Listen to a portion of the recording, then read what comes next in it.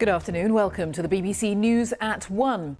The vast economic cost of the coronavirus pandemic is becoming clearer as new figures show the government borrowed more than £62 billion in April, the highest monthly figure on record.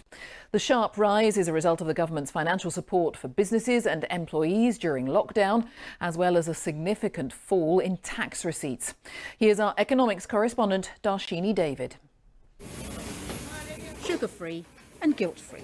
This bakery was doing a roaring trade supplying national restaurant and cafe chains.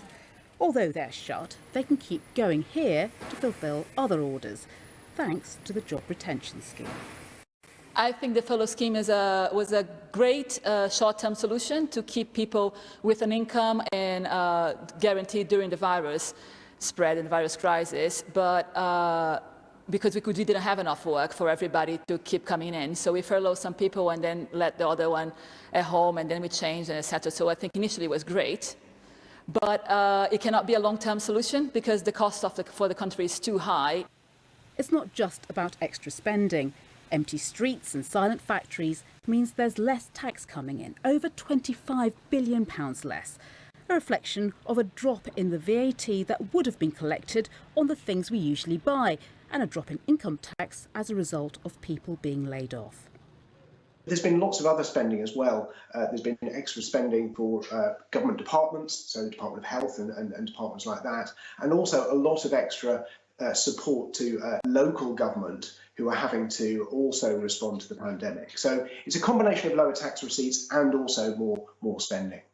So it's not hard to see how the shortfall, the deficit, has ballooned to £62 billion last month. That's almost 6 times as large as the one we saw last April. In fact, it's bigger than the deficit that the government was predicting for the year as a whole before this crisis took hold. Now they think that could be more like £300 billion, and that would be the equivalent of the biggest slice of our income, our economy, than at any time since the Second World War.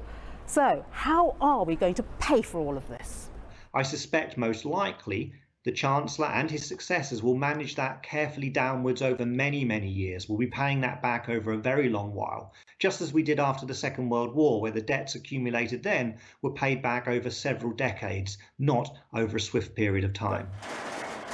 Back at the bakery, they know they'll have to pay for the sweet relief the Chancellor's lifeline has given them.